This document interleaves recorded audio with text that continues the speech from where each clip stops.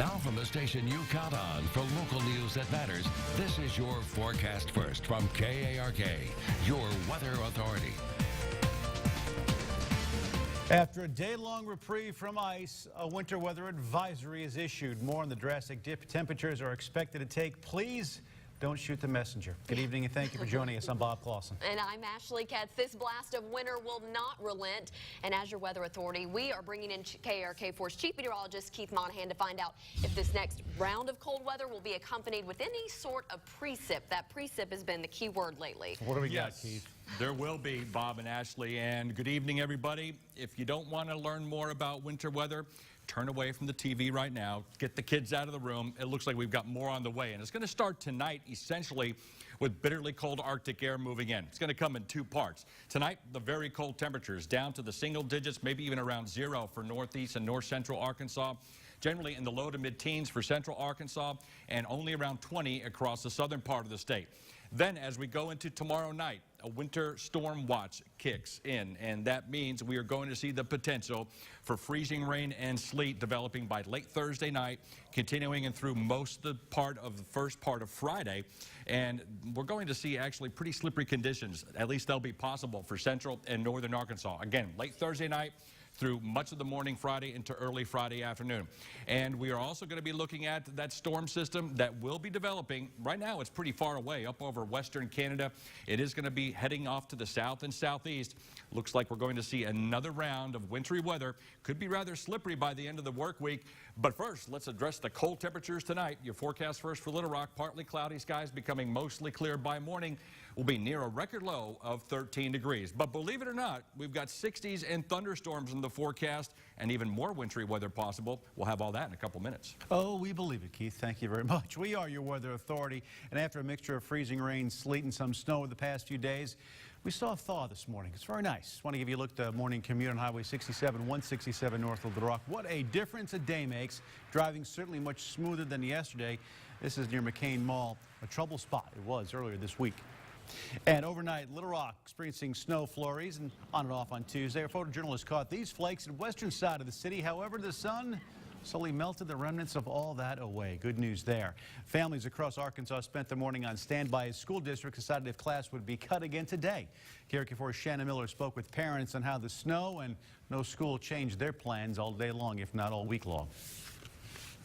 Well, got the kids dressed. Katie McCready and her kids just thought they'd be back in class Wednesday. We went out to the bus stop and waited around. But hadn't heard the news. And some neighbor kind of drove by after 20 minutes and school's canceled again. Pulaski County and North Little Rock schools out for the third day in a row because of winter weather. We trekked back home and changed out of school clothes and laid them out for tomorrow. Swing sets still at Little Rock schools after administrators called for a 2-hour delay, then later cancel classes altogether. We got dressed and ready to go to the gym, but the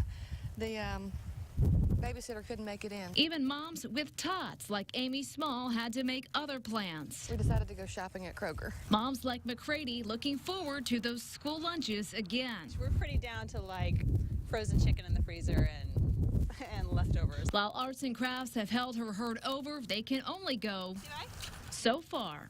In Little Rock, Shannon Miller. Districts across the state will, of course, continue to watch the road conditions and make the decision about Thursday classes as soon as possible. Remember, you can always find a list of closings on our website, arkansasmatters.com. The governor laying out his plan today for addressing the state's overcrowded prisons and improving public safety because safety matters. KARK's Drew Petrimo joining us now with what this response was like from the plan. Drew? Well, actually, it was all smiles and nods today from officials in attendance, but there's already talk of a push to go even farther than what the governor is proposing. The governor's plan calls for $64 million in new spending, half of that during the next 2 years. His goal is to create 790 new prison beds by shipping nearly 300 inmates to a facility in northeast Texas. Also by paying Arkansas counties to create 200 new beds in their regional jails, and also by expanding space at existing state facilities by about 300 beds. Now, there are currently about 2,600 backlogged inmates in county jails, and the governor was asked if his plan to find room for about 30% of them is really doing much to fix the problem. These initiatives, I hope, would cause it to level out and simply not increase the backlog more. Now, in addition to the new beds, the governor wants to spend $16 million hiring new parole and probation officers and create transitional centers for parolees to integrate back into society. He also wants to develop and expand alternative sentencing and drug court programs for nonviolent offenders. Now, the governor's plan will take shape through bills filed by multiple legislators, but there are lawmakers with their own ideas about how to improve public safety, ideas that sometimes are more expensive and require more bed space for new prisoners.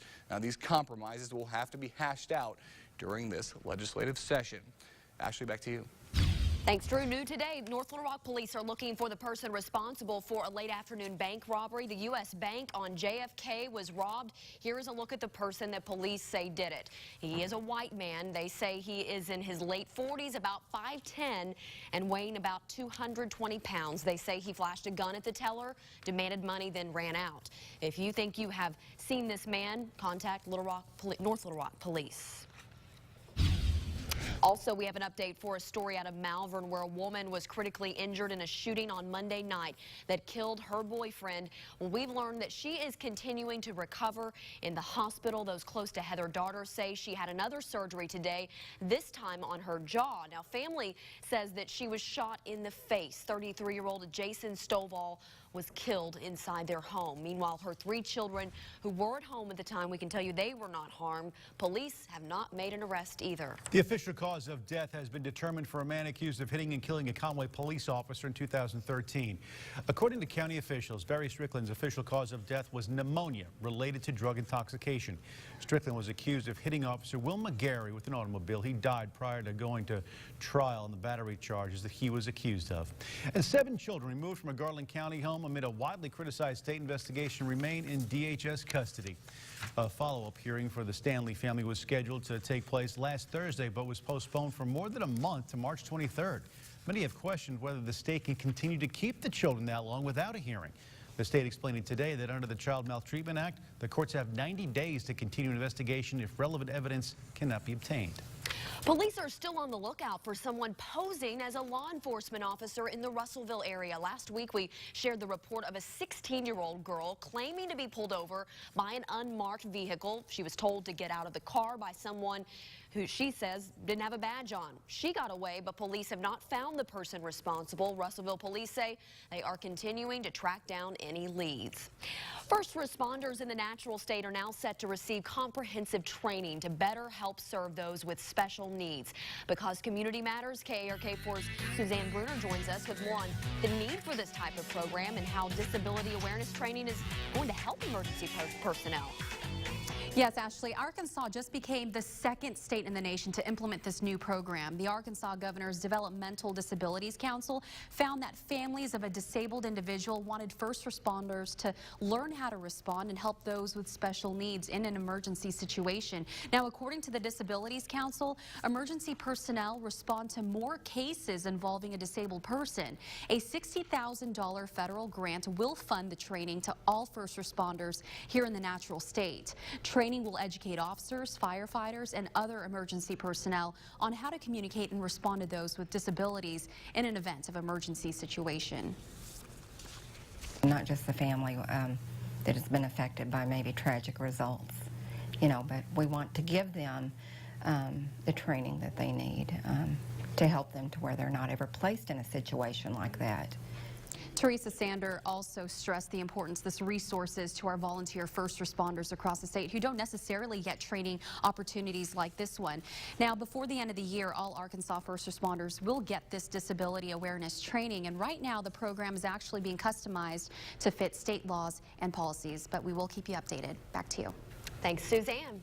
Coming up, you may have seen the smudge of ash upon the forehead today. It is Ash Wednesday.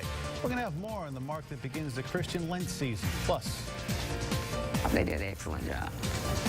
Heart disease, it tends to sneak up on women. More on how this woman survived and is wearing her scar proudly for everyone to see. Well, sunshine working overtime today, helping clear off the remaining sleet and snow and ice on the roadways. Little Rock, our low temperature this morning, 24, up to 42 this afternoon. We're down to record or near record low temperatures tonight, and we'll only be looking at temperatures in the 20s and 30s for highs tomorrow. Plus, more wintry weather's on the way. We'll outline it all in just a couple minutes. From the station that brings you local news that matters, this is KARK 4 News at 5 in high definition.